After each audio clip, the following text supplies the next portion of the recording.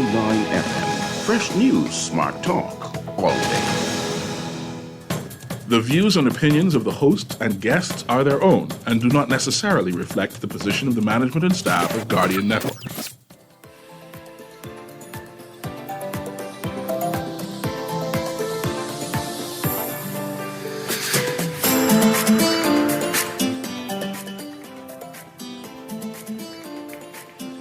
Good morning and welcome to Guardian Radio AM. Today is Friday, finally Friday, October 4th. It's a little after 11 o'clock actually. A little after 11. I shall be your host for the day. Today we're going to continue a conversation with what we were having with Miss Erica Grant Wilson.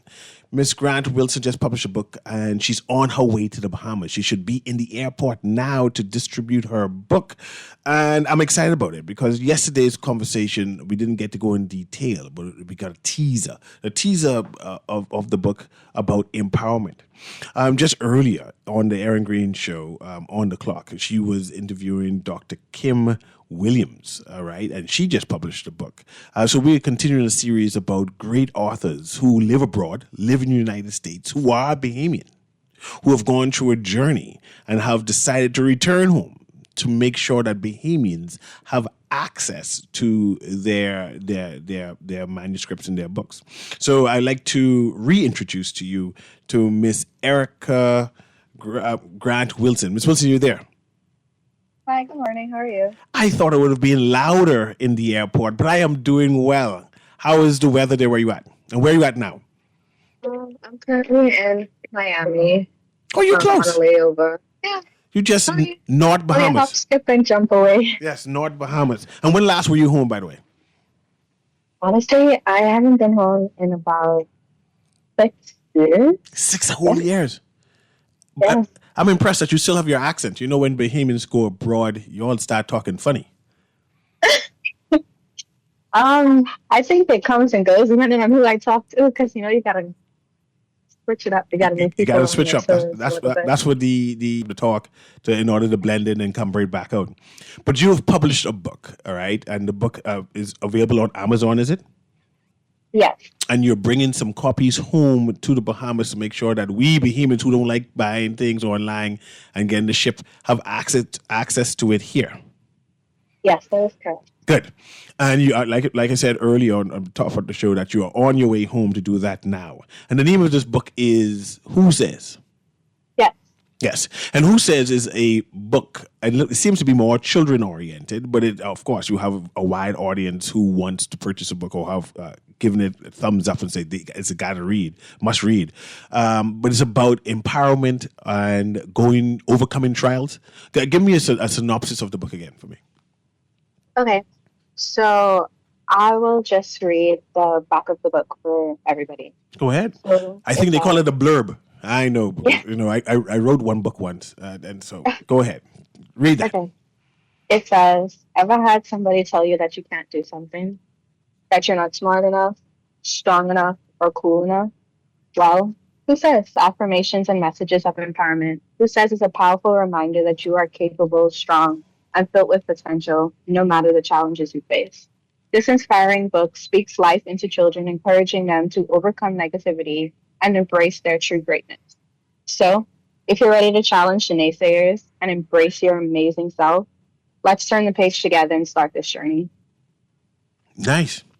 A book of affirmation, and clearly Bahamian youth needs affirmation. We find that a number of our children deal with complexes, and in this society that we call the Bahamas, right?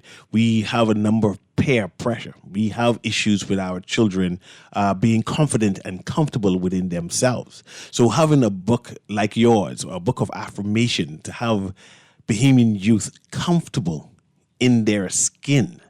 In your opinion, in your experience, and I want to know your experience on why you decided to write this book.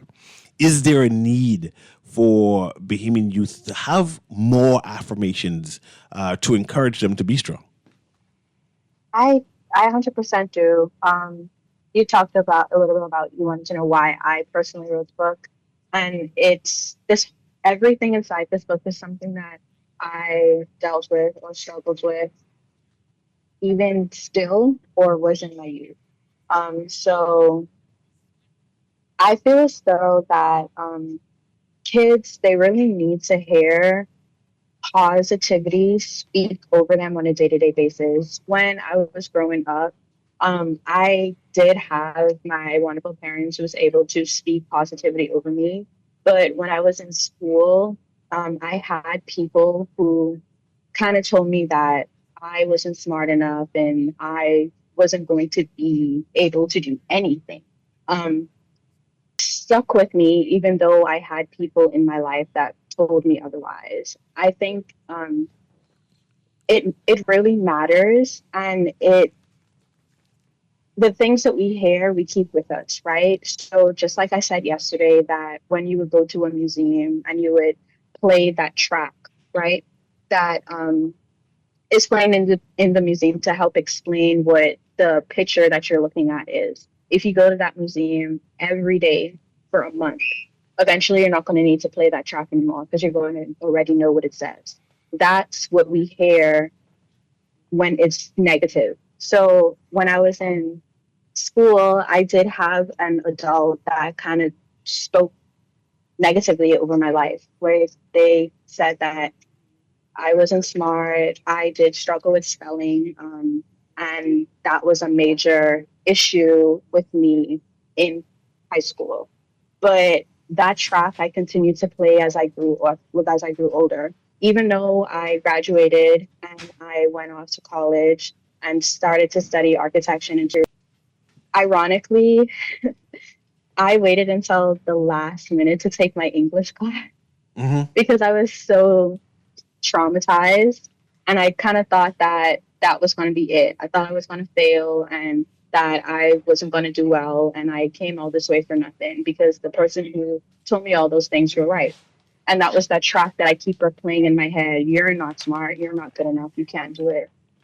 But the crazy thing is that I got an A in that English class. What? Yeah, I used to write poetry when I was younger, and there was a last assignment that we had, and I decided not to write an essay but to write a poem.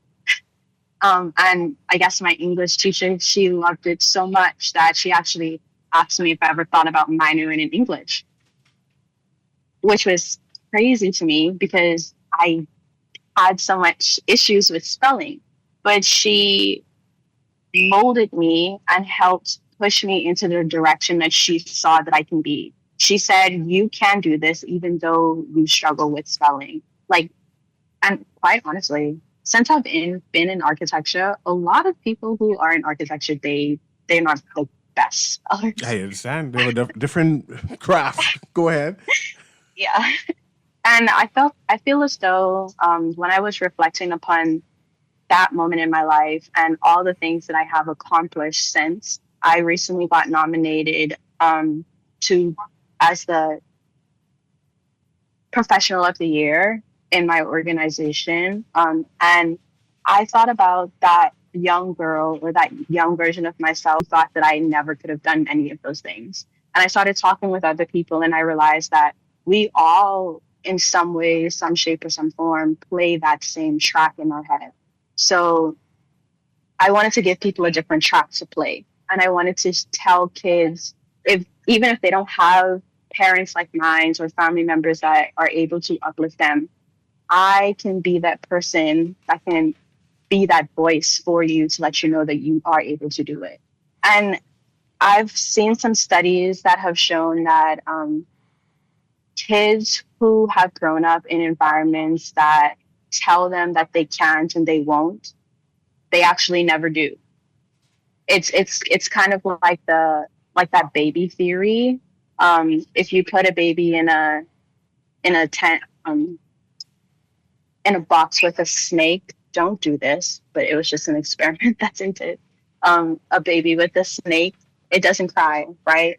But when you put the baby with, but when you put the mom with the snake, and the mom freaks out, then the baby knows that that snake is dangerous. So, as kids, we look up to the people that are around us that are supposed to help us to push us in the direction that we want to be. And if they tell us that we can't do that, then we will think that that glass ceiling is something that we can't break.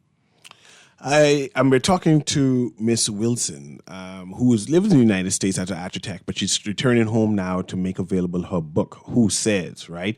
And listening to her story, when I was a teenager, having my own complex of going through, I wish there was some kind of outlet, some kind of reference that I could have gone to help me to get over my complexes. And I'm appreciative that you are making this book available, because a number of Bahamian kids are having challenges in terms of themselves, right? And it sometimes be easy, because my mom was very supportive, saying, "Oh, don't worry. You do well. You're the smartest man in the world," whatever it is. And I'm looking at her and saying, "Woman, no. You're supposed to say that because you're my mother. But if everybody else is saying, no, Cecil, you don't gonna be anything, right? It gives you the point where you say, man, I'm gonna give up. They expect me not to do anything, so I'm not gonna do anything. And the idea that you went through this and you've decided that you're gonna write a book on steps and affirmation for kids to get over, right? That people who are hearing that the book exists, a Bahamian version of the book exists, that they can purchase and give to their child, to assist their child. I want to commend you for that.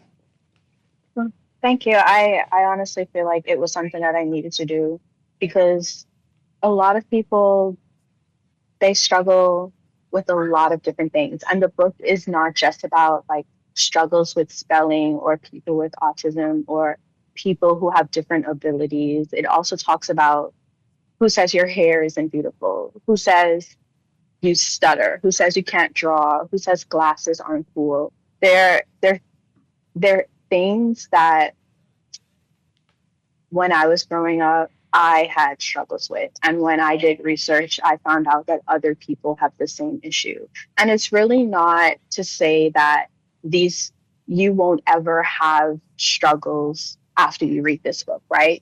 It's like you always have people that are always going to deny your abilities. But this book is to say, hey, you have that person that's telling you you can't, but I'm telling you, don't look over there. Look at me. I'm telling you you can do this. So keep going. What happened? Are not aware that they're being bullied or that they're being under pressure and stress, right? They just think this is just life. You know, they're parents or parents who say, man, just get used to this. You can be pressured anyway, right? And no affirmation to get you over the hump. Just say get used to being abused. How does your book address something like that? Or does your book address anything like that? That's a good question. I guess in a way that's kind of similar to my situation, because back home they'd be like, oh yeah, you got thin skin, right? You just can't take the joke. But I felt as though that it was just the things that people say. I thought it was normal until I realized that I was repeating the same things that people was telling me to myself. And I feel as though that when that happens, there's a separation to where it's not a joke or a harmless situation anymore. It becomes harmful to that person. And I feel as though that if they're circled around people that constantly do that to them, I agree that they might not know that they are being bullied or have negativity spoken over them, because that's all that they know. But this book is specifically for that person, that if they read the book, that they will understand, hey, when such and such said this, but this book says this.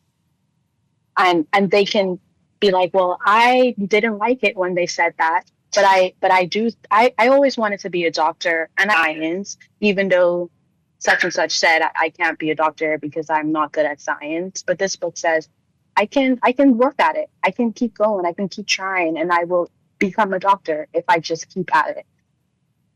I think once you read the book, or once they have the book in hand, they can understand the difference between positive and negative, and they can use that to their benefit. So, who is the target audience for this particular book? Is it for parents? Is it for the teenagers? Is it for peer counselors? Who is it exactly who should definitely purchase this book and say use it as a reference? So my book originally is targeted to kids ages 4 to 8, but I've had adults that have read my book and have enjoyed it and have actually messaged me and spoke to me privately and said, these are the things that I struggled with when I was younger, and I still struggle with it today. I actually have someone that came to me recently, and she kind of broke down after reading it, said, I needed to hear it today. And she was 36, right? So I feel like this book can be for everyone, not just for kids, but for adults too. Because even though we aren't that 6, 10, 8-year old version of ourselves anymore, that version of ourselves still lives in us. And as we grow up, we carry that younger version of ourselves with us, even if we don't think that we are. And this book can help heal that version of yourself. You mentioned the book is for primarily for 4-year-olds to 8-year-olds. That's primary school, basically, right? Primary school. And I just could lose my train of thought right there. For primary schools, right? How will you make your book available for this audience that is a target market? It's my goal to try to go to each of the primary schools and possibly have conversations with the kids, a one-on-one meeting with them, and give copies to each of the kids. I created a company called Little Words Affirm, and that company is based off of the fact that every word counts. And I think that this message is so important that I'm willing to go door to door, person to person, to tell them, to give them access to this information. So you're doing some type of a reading tour where you go and read your book and make it available for the teachers, make it available for counselors to say parents and say, okay, yes, I see how it benefits my child. Yes. Good.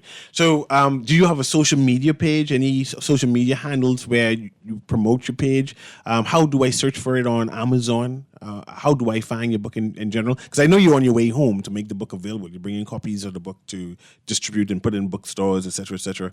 But how do I get in contact with you to even have you as a person to come to speak during the booking tour, or just to reach out to you to explain that part to me? What is it? How do I do that? Yes, you can message me on my website. It's called littlewordsaffirm.com. And I'm also available on Instagram. My @name is Erica Patrice _. Or you can also find me at affirmed by Little Words. Okay. And when are you doing that so I can say, well, let me come and look for this book?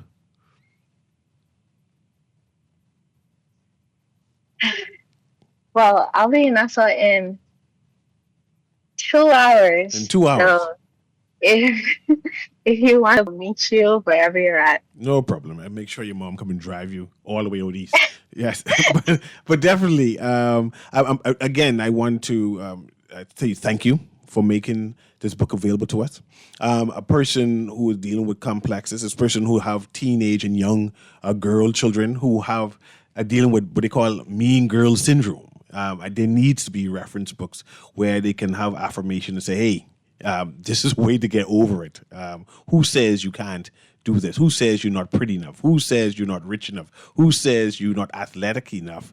And that you can do all things, right? And inspire them to push forward. So I do appreciate that you're doing this. And you said the book is available on Amazon. Just look for Who Says? Yes, Who Says by Erica P. Wilson. Okay. Again, and then you're going to make the books available to the particular bookstores. Anyone in particular that we should go and check out? I have not had any conversations with them as yet, but as soon as I land, that is my number one priority. Okay. I'm trying to make this as available as possible to anybody that wants it and for people that need it. And before you go, can we get like a cell number just in case the listening audience can call you or text you, WhatsApp you, say, hey, I know you're in town. I need to get my own autographed copy of this book. So to reach out for that. So can you do that for me too? Sure. My number that you can WhatsApp me at is 806-6455. Nice. And again, we are speaking to Miss Erica Grant Wilson, a Bahamian where are you living now in the United States? I actually live in Dallas. Dallas. Dallas, Texas. Nice. She lives in Dallas, and she's returning home. She's returning home to make available her book, Who Says, which is geared towards a primary school audience. So it's a book of affirmation, right, to especially young children who are going through prayer pressure and issues and want to make sure they be encouraged. Okay? Yes. Good. Well, thank you so much for having me. I enjoyed having you. And when you come, and if you're still here during the next week, we could bring you on again so we could talk about your experiences and why you decided to publish this book. And I want to say thank you. Thank you as well. Y'all have a great day. Just as we go to the break, Mr. Newry, that's a whole bunch of books this week, man. I see that. Yeah. Who says? Who says? Yeah. Yeah. Which will be available shortly. She's bringing copies down with her, right? Mm-hmm. Then the book we discussed today, Get Involved, Stories of Bahamian Civil Society by Dr. Kim Williams Pulfer, that's now available at NAGB's store at the Art Gallery. That's a place to go to. Go on right away, Miss Grant. And then yesterday's conversation with Jim Lawler. Yes. Right? The Bahamas History and Memoir. Also another new publication. But it shows that Bahamians are writing. Bahamians are writing it, and these books are more documentaries type thing, are recording Bahamian history or a time and event.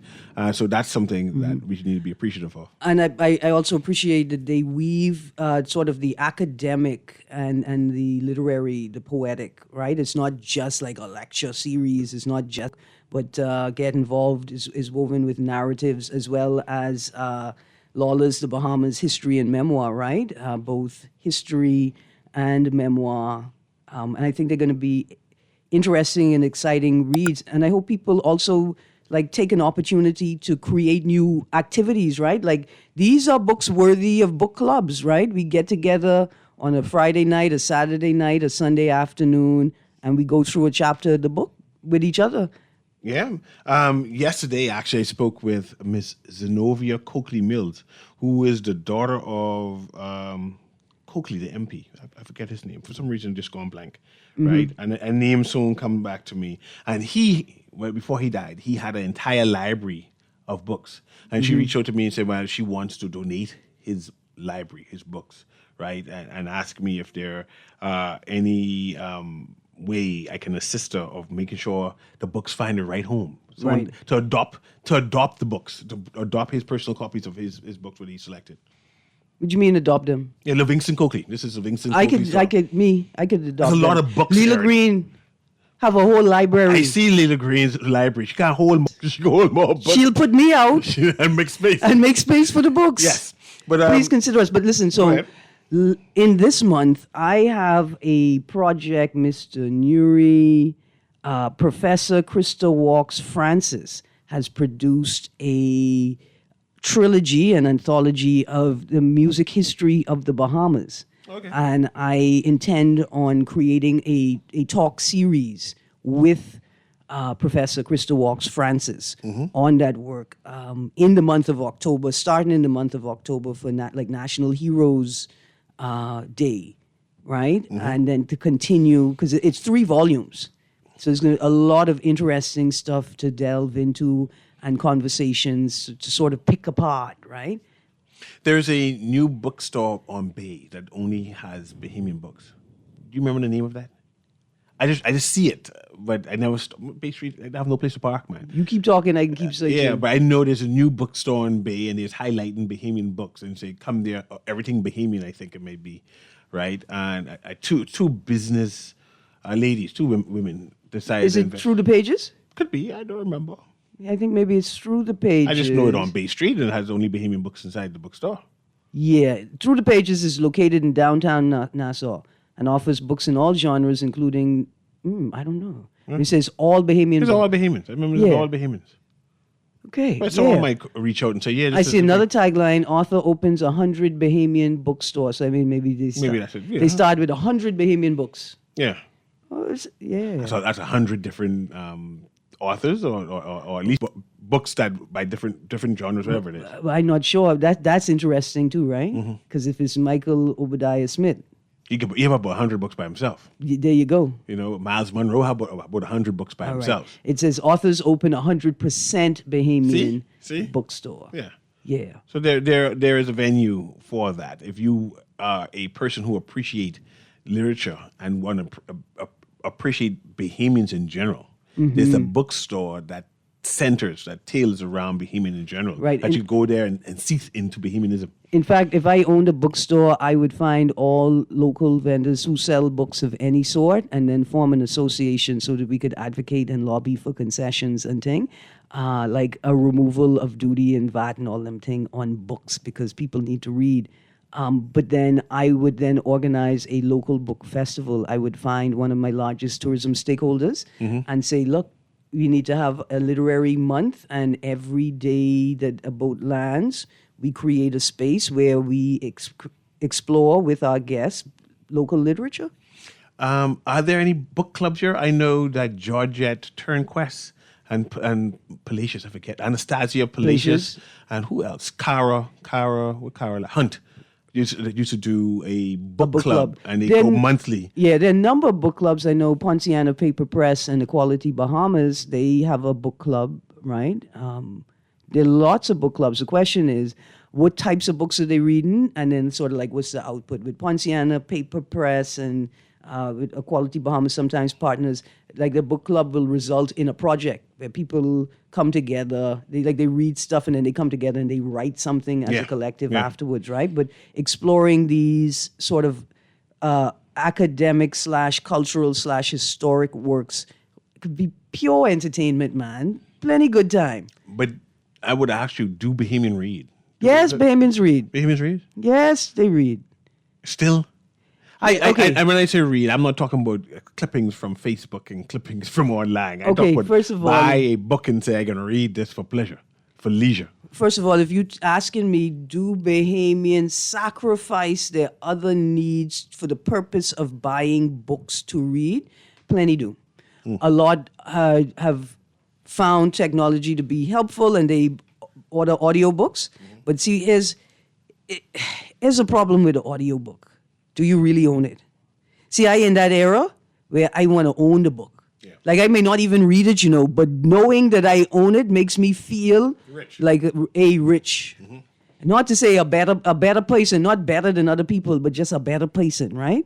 And so there's something for me about owning the book, holding the book. But a lot of people realize I need to be buying e-copies. Like our cousin Juan Taylor, who is publishing the works of his grandfather, Sir Milton Taylor, right? And he is making it accessible to Bahamians by providing And cheaply. digital ebooks for a cost far lower than what would be required for a print copy, right? And so that's great as well, especially when you live in small island developing state, limestone, porous rock, hurricane zone, where flooding and rain and leaking could destroy your book just like that. Right, and so there's the pros and the cons of hard copy versus digital electronic copy. And I just want to continue to shout out with Juan Taylor. I didn't realize Henry Taylor, the Governor General, Sir Henry Taylor, wrote so many articles, books to have like 6, 7, 8 books to be published. Thick books. Detailed books about what's called bush medicine, about Bahamian culture, island life. It's like a whole topic. So, Zedness, we only had one channel. yes, yeah, that makes sense. Yeah. Something that Miss Erica Grant Wilson, the author who is on just now, said that when she's at university, for last paper or last class, her lecturer mentioned that why don't you major in English, right? And maybe you had a flashback when I was at COB, right? I can't spell a lick. I can barely string sentences together, especially how I stutter and dyslexics, right? And Dr. Ian Strawn saw my grades, right? Never met him before. Now we're friends now, I could call him by his first name now, can you imagine? I used to call him Dr. Strawn back then and get intimidated because he was like the star of COB back then, right? Everyone spoke about Dr. Ian Strawn and his books and with his proliferation of writing. And he came across like 2 essays I came across. And he said, why don't you change your major and major in English? And I said, this man know I can't spell. That's audacity for him to even suggest I majored in English. And I said, man, I like your work. And now he... I write stories, short stories. He read him and his wife read my short stories and then say, "Oh no, this need to get published." Oh, I want to read this. So I say, "Yeah, I can imagine going back to school to learn how to spell." Let's go have a call. Okay, if you could get a scholarship to go back to school to learn how to spell, pass it on to me, please. Do you know there's a degree in spelling? Do you know there's a button on my computer to spell all the words for me? No, they spell the wrong word. Like when I tried to spell the other day. Directly? No, directly is a real word. I could spell that. It just they can't spell it. We could spell it. Homonyms. There's some homonyms that get me. It's trying to say this one word. So that's homophobic. Don't be talking about the homonyms trying to get you in front of me, Mr. Newry. Let's go to the caller. Good day, caller. How you doing today? Yeah, hey, Mr. Newry. Hey. I got a joke for you, and I want need you to do me a favor because I don't know if Aaron have your number, but I need to get your number because my wife say you do upholstery and she want when couch reupholstery, whatever that word is. I would like to look out for you. I got to give you a low price. I appreciate but that. I got a joke for you. Yeah, man. Go ahead. I got your sour orange tree here, but it's a baby, so I know you ain't no horticulture, so I don't want to give it too small. I got a guava tree on a sugar banana tree, right? A sucker. I've been looking for a sour orange for decades now. His name was Zachary Taylor from Andros. Nice. So I need you to know genealogy, find to be related to these people. All right, that's all. Bless up. I plan to do it, man. Thanks, 552. I appreciate that. Look here, the rank discrimination. So only Newry could get fruit tree because woman is climbing tree and make it sour 52. You'll make my sour tree. You know how long I'm looking for sour orange? But is it not the most appropriate time? Perhaps. Do you know, I grew up making lemonade with sour orange. Now I have to make lemonade with lemons and sour. Listen, and it ain't the same. Lemon and lime ain't the same. If you don't know about sour orange aid. But I don't see it no more. I haven't seen sour orange maybe about 20 years. Let me tell you why. When you talk about we don't like to read, right? That's not what it is. Bahamians appreciate reading. They like to read. What it is that we don't properly explain on the job site the importance of reading and understanding the full scope of your job. So you know the biggest problem is? When people go to clear land, the people who are actually operating the vehicles that clear the land, they are not instructed by their bosses to read. Like if you clear land, you should be reading about trees so that in your work you can identify valuable trees. Even if you're going to pull it up and take it and put it down in your own yard. You know what I'm saying? Like when the property owner says, I don't care, just pull up all of these trees, I flatten this property, and you see the scarlet plum tree, you see the governor's plum tree, you understand that, hey, I have to clear this, but it doesn't mean I have to destroy it. I finally found governor's plum, by the way. Yeah. I went by a lady and she had in her yard. Describe it. It looked like a scarlet plum, but it's smooth. What color it was? Red? Red. When did you eat it? It was about maybe 3 weeks ago. No, you don't eat it red. You don't eat it. I eat it red. It's red. No, you eat it when it looks like a store-bought American plum. What's that? The governor's, the purple plum in the food store, the blue plum. So when the dark purple skin. Yeah, that's a and scarlet then plum. no, that's not a scarlet plum. Yeah. Scarlet plum is like a hog plum. It has a big hard stone. But this had no stone in it at all. This governor's. Go ahead, listen. Governor's plum is like an American plum. I know what you talk about American plum. Sir, I don't like the aspersions that you casting on me. I don't that know you what you're carrying on talking like about. you You tell your children. It's hog plum. You tell your children I had to walk 17 miles to school and I didn't enter a formal food store until I was 25. That's what you tell your children, right? Must see. Because I grew up hard. Mm-hmm. The American governor's plum is like a smaller version of the dark purple American plum, where the flesh is soft and almost translucent. Mm-hmm. The skin on a governor's plum is extremely bitter, tannin-ish, almost, right? Mm-hmm. The beauty of the governor's plum is blending both the super sweet inner flesh and the super tart and bitter outer flesh, and it produces the most beautiful juice. Now you need to help me go look for this American plum you're talking about, because I know I have no idea this. Let's go to the caller. go ahead, caller. How you doing? Welcome. Good morning, Newry, and good morning, Aaron. Morning, sir. Yeah, I calling in because I'm R52 that he offer the sour, sweet and sour tree. Earlier, the mailboat in Landville Point. I just finished talking to my boy. Now I have to check with him for you, Aaron, to find out how much sweet and sour tree they got there. That's cool, right? Yes, sir. Thank you. I have another question for you. You know anybody in Ragged Island? I just want to get one little thing in because we concerned with this issue with the police reputation, as 52 mentioned. They want to induce integrity on us and they want to uphold their integrity, right? Right. And then today make a week here when I call you when I was in Landville Point in Crooked Island, right? Yes.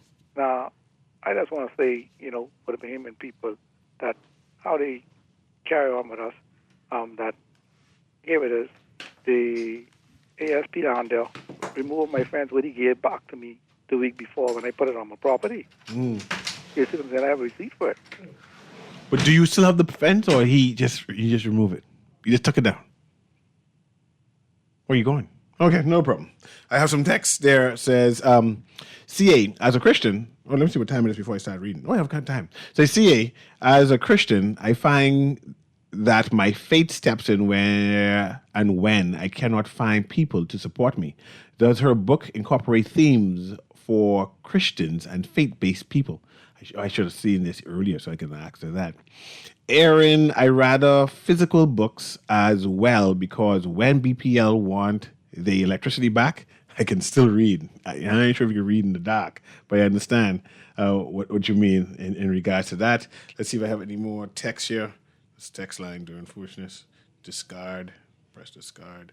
Go back. Click on there. Says, what is the name of the book? The book with name, is Who Says? That was the name of the book.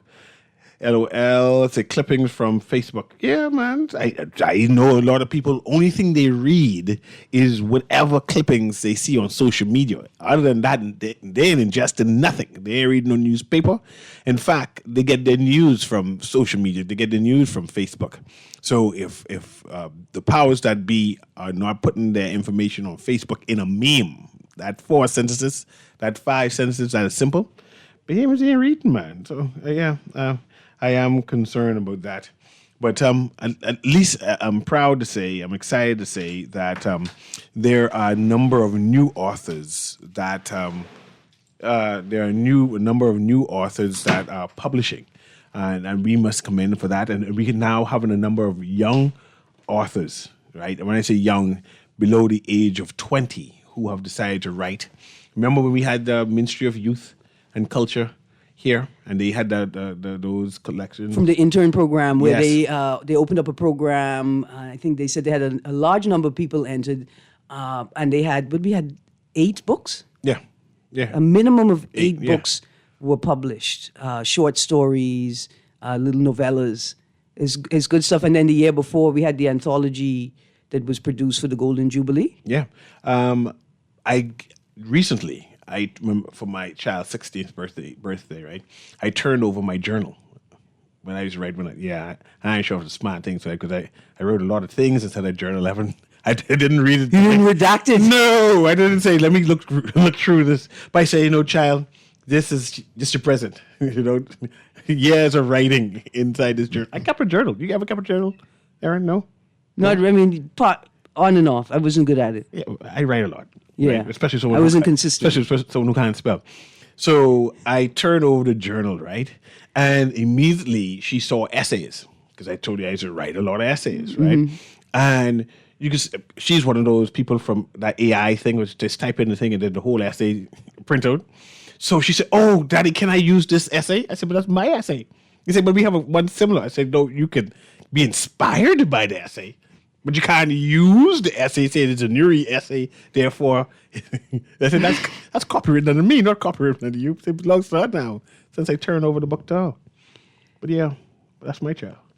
Yeah. So she get like at least 20 essays.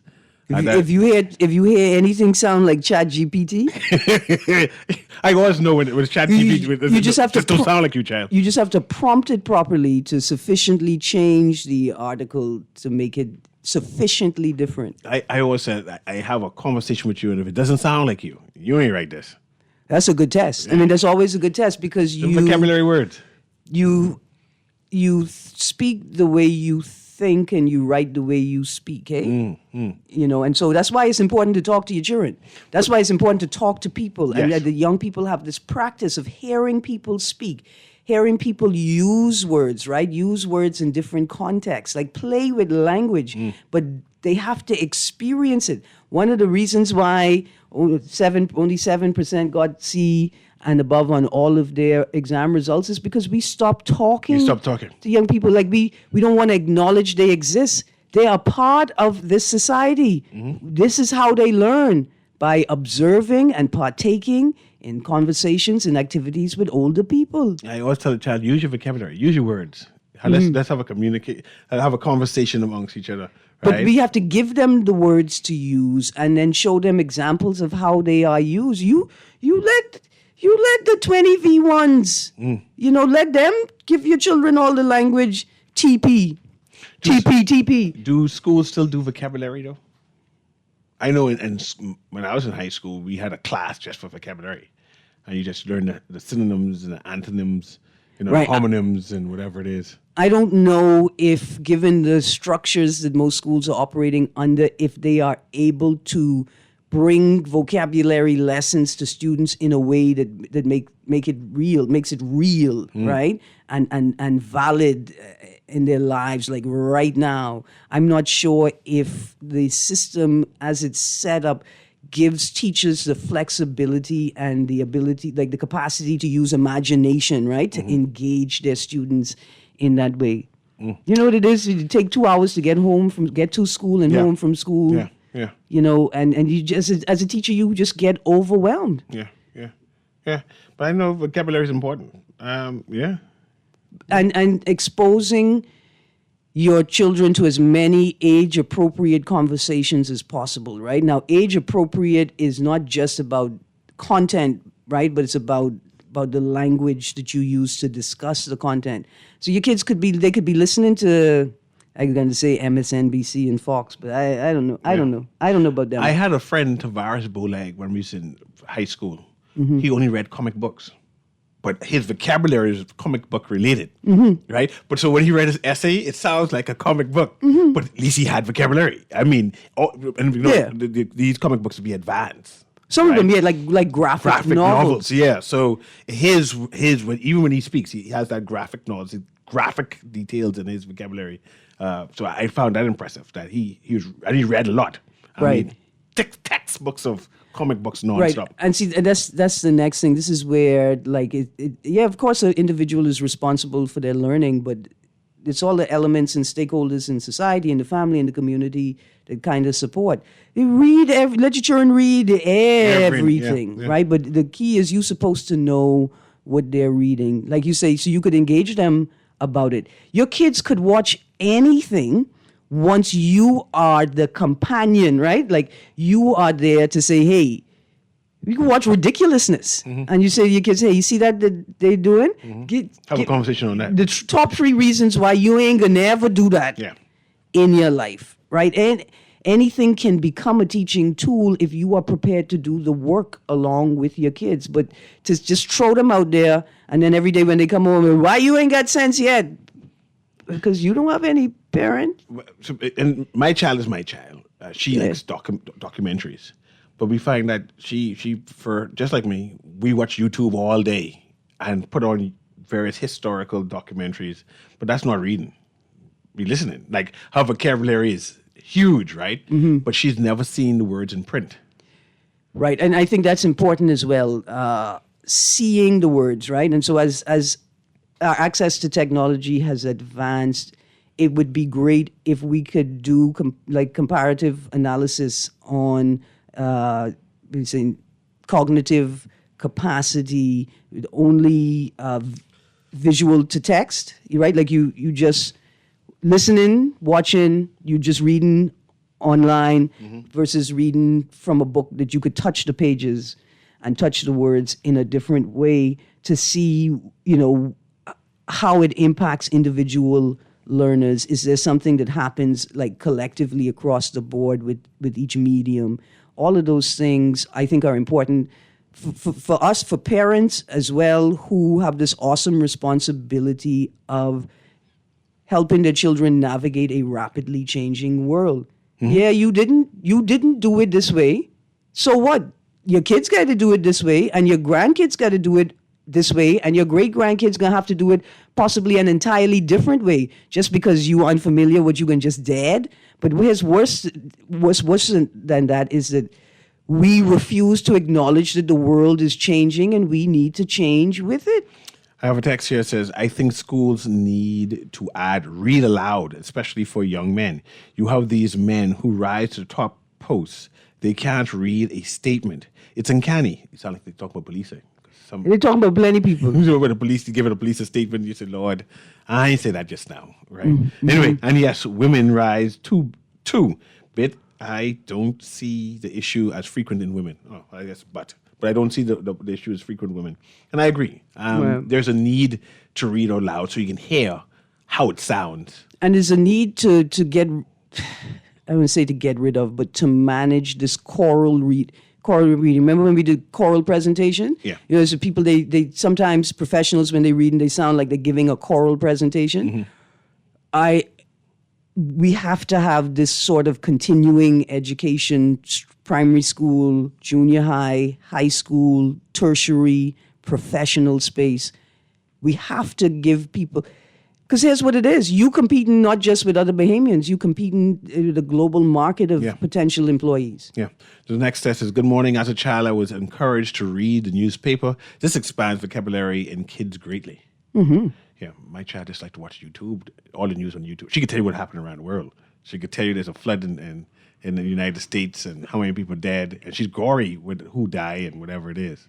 Here's a great project. I've seen two different YouTubers. One does a daily news wrap-up in hip-hop, and one does like a 60-second, here's all the news that wasn't on the news channels today.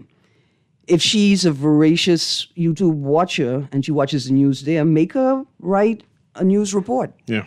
Hey, you gonna pretend like you work for ZNS. All the news you watch today, I want you to give me a 5-minute world news breakdown. I want you to write it out, and then I'll read it, right? Yeah, you write it out. critique it. Yeah. This text is asking you, good morning, can you recommend a good Bahamian publishing company, please? Me? Yeah. What's pharma company name? Ponciana Paper Press. Yeah. Then there's One Rib. And there's Papal. No, it's Then there's Media. Peepal. The tree, Peepal tree, the Caribbean one. Yeah. But when I published those books, I went to Media Enterprises. That's off Shirley Street. One Rib is good. That's they're not pricey. One Rib. Palmer. What's Palmer or Farmer? Farmer. Ponciana Paper Press. She tends to work with you in terms of editing for free. She comes and say, "Come, let me read this." And she has models, right, to accommodate your economic capacity. So you may not be able to do a 150-page book, but you can do a chat book of poetry, right? A smaller production of your work. And the poet, the first one who the only person who graduated with a poetry degree. What's she name? Name escapes me. She was on our show. Pratt. Her last name is Pratt. You know what I'm talking about? You know it's Pratt. She was came on with Farmer. I almost married. Oh, Tunisia. Tunisia. I almost married a Pratt. Every time you say Pratt, I hear this go off. But I understand. Tanisha Pratt, she publishes too. Anyway, does the Guardian publish? yes, they do. There you go. Yeah, there you go. Anyway, Printmasters. Printmasters, Guardian. Yes, definitely go to there. This has been Guardian Radio AM with C.A. Newry. Thank you very much, Aaron Green. And we'll see you next week, right? Yeah, buddy. Yeah, okay. Have a wonderful day.